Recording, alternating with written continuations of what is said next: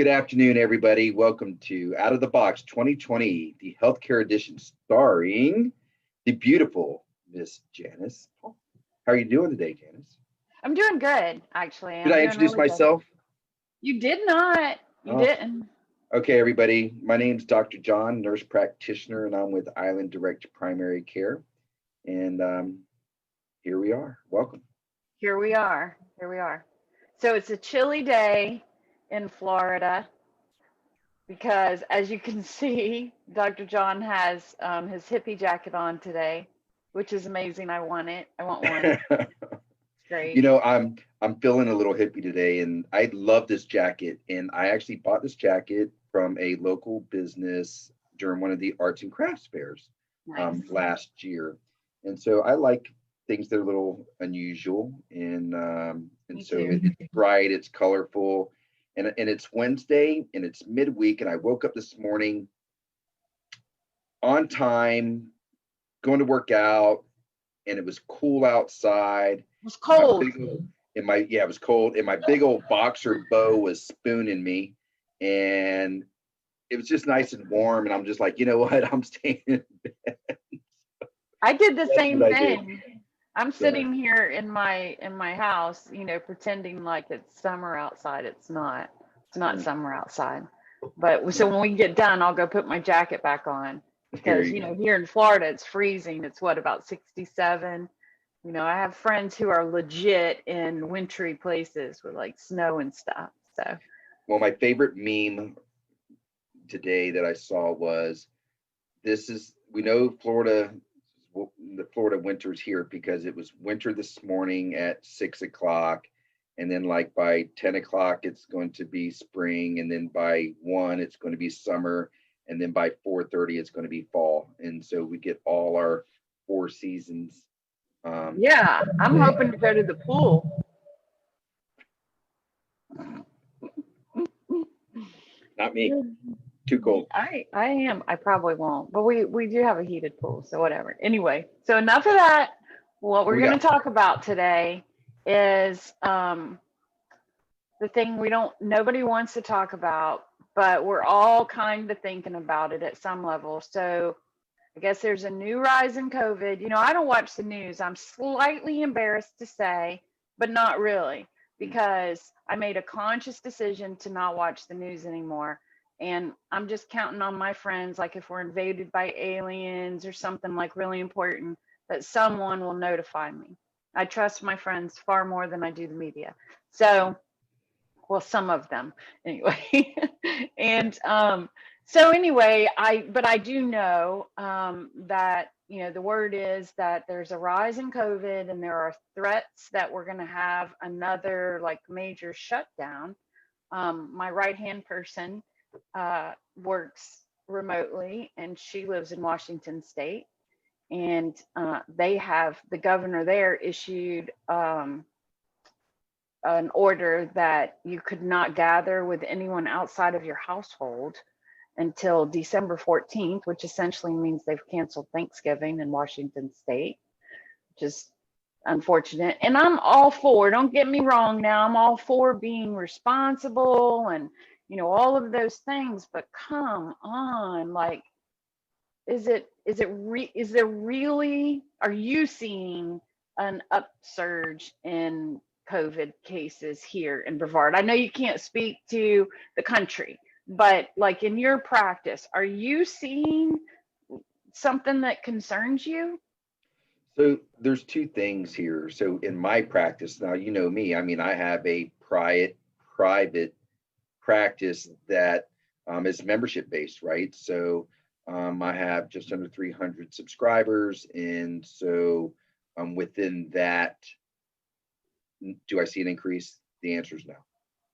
Well, I will say, you know, I was sick last week. You know, I'm pretty transparent about all that stuff, and you know, I posted on my Facebook page that I was not feeling well and didn't take a walk for a couple of days because I take a walk every morning and post pictures, and it's therapeutic, but I didn't because I felt really bad. And there was one day, the major day, that I didn't feel well, which was Thursday, that I thought, do I have COVID or do I have the flu? And, I had some of the symptoms. I didn't have the traditional, loss of taste or loss of smell. I didn't have a fever, which Friday I ran like a little low grade fever up and down, on Friday. But I didn't go get tested because we didn't think that, the symptoms were lined up with COVID. But then I know some people, like I know someone right now who got tested yesterday, and they're fairly certain that she has COVID. And I don't know. It all makes my head hurt. I want to get out and do things. Yeah. So, interesting. I have had patients in my practice who thought they had COVID, they were exposed or what have not. And,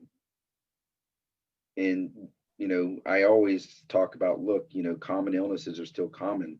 And as a medical provider, you can't just go, oh, well, we have a pandemic, so, we're going to test them for COVID and see, and then all of a sudden it's negative. And look, there's risk with doing that immediate testing, and there's false negatives and false positives. And every single one of those tests, which I've researched thoroughly, basically put a disclaimer saying this is not a diagnostic tool. If you are negative, then it's recommended to do the standard PCR test, which is the RNA test, and send off, that's the send off one in 3 to 5 days. But here in America, we're an impatient society. We don't want to wait 3 to 5 days for an answer. So we just want the answer and we just go with it. And so some of this is on us. We own some of it. That's not what people want to hear, but whatever, I mean, if you're a member of my group in our tribe, we talk about owning our things, and we want to own it, right? Because we want to live a better, happier, healthier life. And so the testing is just one small part of it. So these patients, I've tested for influenza first, and then I tested them for COVID to, because they asked and because I can. And flu was positive, COVID was negative. And I'm like, see, this sudden onset, there's some very specific things. I mean, when you talk about loss of taste and smell, that's days 7, 8, 9, before that happens. And so that's not going to happen in the beginning. My son recently had COVID, and we kind of went through that. But he was asymptomatic the whole entire time. I mean, he never had symptoms, zero. And, so, and he's making antibodies and all that good stuff too. So he was at my house hugging on me, Dad, give me a back rub, dude, you work too much, kind of thing. And I made my wife and I scallops and shrimp, and he had his paws all over my plate, like, hey, empty nesting, right? So he comes over to the house just for food and to take a hot shower and use the laundry room. Right. Well, I've thought about getting tested because I wasn't feeling well for a little while, but I don't want the like swab, in my brain thing. I don't want to do that. Like, that sounds horrible, and I don't want any part of it. I don't care. I do not care. Hear my words. You can pick your nose, you just can't pick your friend's nose. Right. Stay away from my nose. I want like the antibody test where you prick my finger and do like the fake pregnancy test thing. We can do that. I want to do that. Okay. Well, we can make that happen. Is it accurate? So, I love them. Yeah. I mean, even, I haven't written any papers or published any papers on it, but I am tracking my own data, my own research on it. The mainstream media says that antibodies last for 3 months. And I'm here to tell you that I have multiple patients who have antibodies, and we're tracking 6 months right now. Really? Yeah. So that's contrary to that. So, whatever, is it valid? Is it reliable evidence? It's just the sample size is very small, but there's some consistencies in the test. And everybody had tested, I can validate that everybody tested positive using the molecular PCR test. And we tracked them through IgM and IgG antibodies, and now they're only making the IgG. And so now we're at 6 months, and so we're at once a month testing for antibodies to see if they're still carrying, for how long will they carry them. And so, but that, that's, no other practice is going to do that, because there's insurances involved and, a bunch of other stuff. And so we don't play the game from that perspective. I think one of the biggest challenges right now is there's an influx, there is an increase in, Washington State, Oregon, California, North Carolina had a press conference last night. All of them are, talking about doing some additional restrictions. And, the first question I asked myself is, what, did everybody all of a sudden just stop wearing their mask and now we have COVID, surge again? Or do we have a COVID surge and we're still wearing our mask? Which one is it? And I don't get it. We had a wedding to go to in the Midwest. We didn't go to because it was travel. My brother-in-law called this morning and he said, hey, look, we're getting a little concerned and should we come down? And I'm like, it's up to you. If you guys can, pee at the rest stops, or better, pee at the rest stops, let's just leave it at that. Stop at a rest stop, less people, wear a mask, go use the restroom, pack a cooler, don't go into restaurants, and drive straight here from your home. When you get here, I will test you 24 hours later. And if you're negative, then we're golden. And if you're not, then, if someone pops positive, then we're not going to my mom's house because my mom's high risk. And so my mom and dad are both high risk. And so, so we're going to kind of do self-testing. And so we have some members of our team that are going to kind of do the same thing and same precautions just to make sure their family's safe. But, I'm not seeing, so MedFast is testing hundreds of people a day per location. Really? Overwhelmed. And some of them are deserving so, but some of them aren't. I mean, it's good business. Like, I don't feel like I need to be tested. But then on the other hand, I'm like, well, maybe I do, because I was sick and I had some symptoms that made me go, oh my gosh. But everything makes us go, oh my gosh. If you get a little cough, you're like, oh no, do I have the COVID? So, what I always ask myself is, if they have COVID, is it going to change my plan of care? Right. And with many of our patients, we have a pretty healthy patient population within Island Direct Primary Care. We have some people with some chronic stuff and that they're dealing with stuff, and so that's one thing. But in general, everybody's taking 10,000 international units of vitamin D. Everybody's taking, or should be taking, zinc 50 milligrams daily. Everybody's taking vitamin C 1,000 milligrams with every meal, or twice a day, what they can tolerate. And so we're really focusing on just building a stronger immunity system. And so if they get it, they're doing what they're supposed to be doing, and then we're just kind of monitoring there.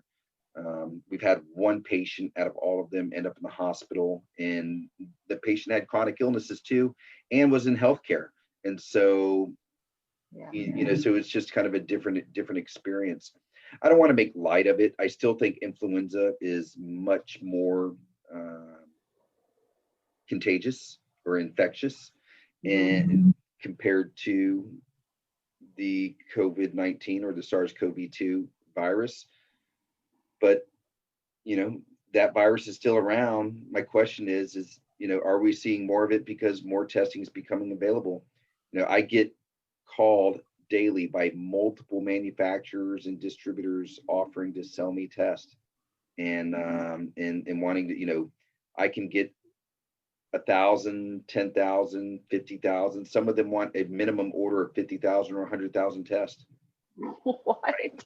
Why in the heck would you sell me 20% of the population of Brevard County?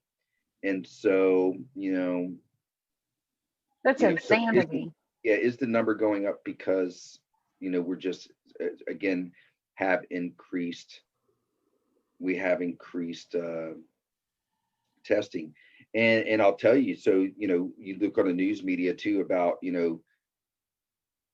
hospitalizations and stuff like that. And I'm still tied to a number of the emergency rooms, emergency departments around the organization, because I've worked there for years, and staffing is, not what it used to be. They're not seeing the same number of people in the ER, but what they are seeing is people who need to be there. So before we didn't, there was a bunch of people who were in the ER who didn't need to go. And so I would say in some cases, a reduction of, 30, 40, 50%. And so people are going in the ER. And then, of course, if they have COVID, they're getting admitted. I mean, I saw a COVID patient this morning, and you could just see it on the chest x-ray, and it's just like, wow. And so that's in a later stage, when you see it on the chest x-ray, you're over a week into it. I would venture to say that the hospitals are probably struggling financially, though, because I had to go this weekend. I have a family member that was in the hospital for something not related to COVID at all. And so I went up there. It's the first time that I've been to a hospital since all of this started. And they had a lot of restrictions that were just, but it was like a ghost town in there. Here's this huge, beautiful facility, and you get there, and first of all, they screen you like you're a criminal. They literally rifled through my purse and made me go through a metal detector, and then wanded me. I mean, because I look really scary. Like I had my tear tattoo covered, but it was just crazy. And then I get up there, they only allow one visitor. And I was going up there to check on somebody to make sure everything was okay. And I really needed the other person that was there with her to be there to kind of help me understand what was going on, so I could see what was happening. But no, that couldn't happen. And then she really needed him to spend the night to make sure she was okay through the night. They wouldn't allow that. They would not allow him to stay with her for the night, which was ridiculous. That has absolutely no bearing on whether, COVID is going to be spread or not. I mean, he's there all day. What's the difference? And it just is so frustrating. I was a good girl, and I kept my mouth shut, but it was difficult. Oh, thank you. I got a brownie point for that. But because it was really a challenge. I'm telling you, it's a hot button for me. But I'm looking around, and I'm thinking to myself, it was a ghost town in there. They wouldn't allow anyone into the lobby. If you were not going up to a room, you had to wait outside. You couldn't go in the lobby. You couldn't go in the cafeteria. I don't even know if the cafeteria was operating, for anyone except for the patients. And I thought, man, they've got to be bleeding financially. And one of the reasons I went up there is because they were suggesting surgery for this person that was not necessary. And she's a little older, and I kind of felt like they were using it as an opportunity to generate revenue. I mean, I hate to say that, but it really felt that way. And after I went up there and said, no, she has this, she has this, she has this, she doesn't need surgery, all of a sudden she didn't need surgery anymore. So I don't know. Anyway, going down a rabbit hole on that. So are you so I read a good book called The Price We Pay, What Broke American Healthcare and How to Fix It, by Marty McCary, MD. And so he's an MD physician from Johns Hopkins, and done a tremendous amount of research on really how hospitals, not all hospitals, but how some hospitals, whether profit or not-for-profit type hospitals, how they charge people with insurance and how they charge people who are self-paying without insurance. And it was extremely eye-opening. And then even getting to the pharmacy contracts with the pharmaceutical companies, or the pharmacy distribution companies, like, I don't know, Express Pharmacy and those kind of things, and how companies who are even self-insured make their 500 employees or their 10,000 employees all buy from the same pharmacy. and they get bulk rates, right? So to negotiate, and we're talking pennies and cents that end up being thousands and thousands of dollars, and just high margins. And if you don't have someone helping you navigate the system, then even with health insurance, you can end up paying a premium for your health care. And so, as you know, Island Direct Primary Care is a membership-based organization, and 85% of my patients actually have health insurance, and I still help them save money. And they're not all high deductible plans either. Some of them are just traditional plans, but just for the convenience of care and access, et cetera.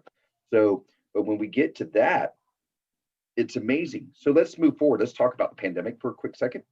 Mhm. Who's going to pay for all these tests for the uninsured? I mean, the CARES Act is paying for it right now. Who's going to pay for all these tests, right? Antibody tests, antigen tests, molecular PCR tests, x-rays, flu test, strep test, to make sure it's not one of those before you did it. And so when patient, there's no deductible and there's no copay, whether you have insurance or don't have insurance. The only difference is if you don't have insurance, you sign a waiver. Sign a waiver. You don't have to pay for it. The government's going to pay for it. Wow. So who's the government? We're a government of the people. That's why we have taxes. Right? Taxes are going to pay for it. They're going to have to. The cost of healthcare, mark my words, is going to go up, because the cost of this pandemic is going to be beyond anybody's wildest imagination. I mean, it's all a disaster.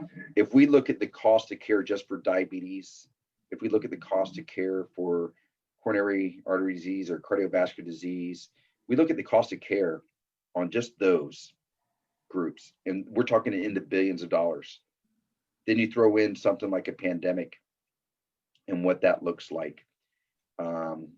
Someone's going to have to pay. Yeah. So the shoe is going to drop. The shoe's going to drop sometime. I don't care. Let me mark this.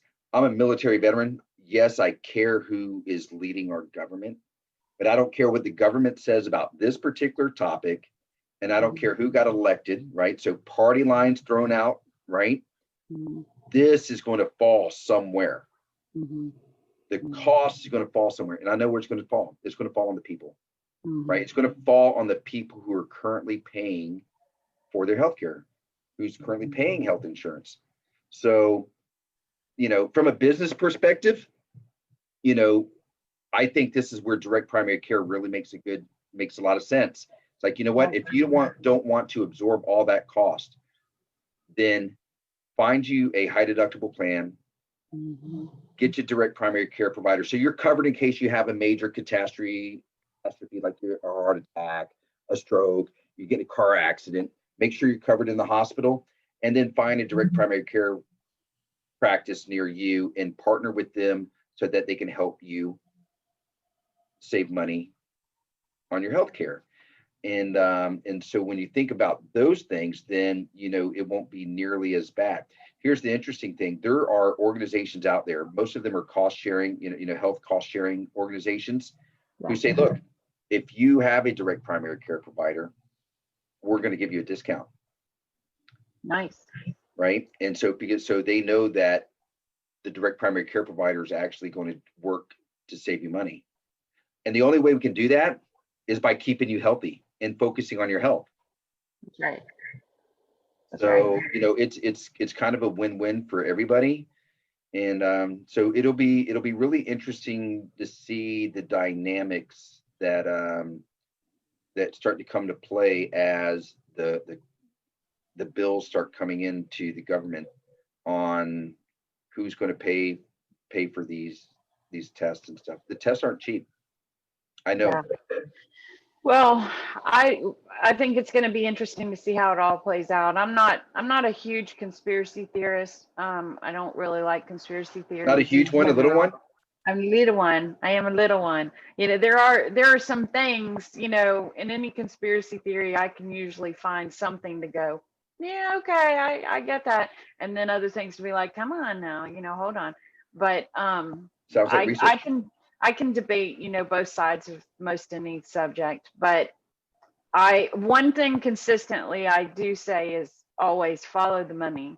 If you follow the money, if you look where the money is, you'll see what is really going on. And that's something I'm kind of doing right now. And that's my question, for myself. When I hear the whole, oh, COVID is rising, oh, we're going to shut down again, there's going to be a quarantine, another quarantine. And they're talking about that, whether that's going to happen or not, I don't know. But I have to look at them like, okay, who's benefiting from that? Because it just doesn't feel right. And maybe it's because I'm not informed. I'll concede that it is perhaps that I am not fully informed. And I know I've talked to some people who say, well, I have friends that are in healthcare and they say it's a real problem and it's a real issue. And people like you are sticking your head in the sand. And maybe I am. Look, um, so I'm one of those healthcare providers, and I have a family of healthcare providers at multiple levels. So MDs, DOs, PAs, NPs. I have friends in healthcare that are in the hospital. This is real, and people are dying from COVID, Yes, I or know. people are dying from complications from COVID. Yes. Is it your everyday person? No. But reality is the everyday person, like my son, who, I routinely have to remind, I go, son, it's not all about you. Right. And so if you're not conscientious about those around you, then you may be putting people who are at risk and increased risk. Right. And then if somebody really understood that, they could hurt somebody and they believed it, then maybe they would make a different decision. Here with us, we have a couple things in in our practice, and that is, loving everybody is one of them, and having empathy and is the other. And so we spend a lot of time doing that. I don't like to wear a mask, but you know what? I take care of people all day. If I go into Publix, I'm wearing a mask. Yeah. Oh, I am not an anti-masker. I am not a pro-masker. I like to think that I'm considerate of other people. I'm not rude. I'm If a I go to a considerate masker. Right, I'm a considerate masker. If I go to a business that has a sign on the door that says you must wear a mask to come into this business, I'm going to wear a mask Yeah. because that's their business and it's their prerogative to issue that. And if I have a problem with it, or if I don't have a mask to wear, I won't go into business. I had a Yeah. conversation with my son about this very thing yesterday. Um, there was somebody close to him who is a general manager at a restaurant, and they had a patron come in and just throw a fit saying that he didn't have to wear a mask. Well, it's their policy, so if you don't want to wear a mask, then go to a different restaurant. Yeah. But anyway, so we've probably talked about this long enough. So in a Whatever, we're nutshell, talking. Hey, everybody. hey everybody, if they're still hanging in, they're probably like, geez Louise, would they shut up? But anyway, it It's was your it was Facebook. good discussion. That's right. That's right. It's my party. I'll do what I want. Right. Leslie Gore. It's Leslie your Gore. party. You can cry if you want to. Yeah, I'm not crying. It's my You're not party. crying I do today. what I want. You No. look good today. Hey, You're glowing. thank you. Thank you. I'm having a good day today. I've got a lot to do though. I'm blessed today, and I'm just grateful that I have the opportunity in our wonderful country to practice healthcare this way. And I had a wonderful conversation with someone earlier today. She was an elderly, and she wanted just to kind of have a meet and greet and talk about. And she's like, "You really only see one patient an hour?" And I'm like, "Yep." She goes, "Why not more?" And I said, "Because I don't have to." Right? Right. So, um, you know, the purpose is, to work for my patients, not work for someone else. And in turn, I get to do what I want to do, which is take care of people. So it's pretty amazing. So I'm blessed yesterday, and I was blessed today, and here we go. Well, I appreciate you talking with me again. Once again, Always. We've been doing this for what, like 6 or 7 months now. I need to go back and see. I don't know. It's been a while, but I love it. I enjoy it. And Awesome. We always kind of shoot from the hip and talk about whatever is pressing. So if you're watching this and you have a subject you'd like for us to talk about, please mention it in the comments. We don't watch the comments while we're doing these because it's just a technology thing. It was such a challenge. We were fumbling around when we did that, but I do check the comments after. And if you have a subject that you want us to talk about, we do incorporate it. And I appreciate you spending time. John, you spending time, and anybody who's watching this, thank you for watching. And we're here on Wednesdays. Most of the time. Most of the time. Most of the time. Pending. Yeah, exactly. Have a good day. Thank you. I'll see you next week. All right.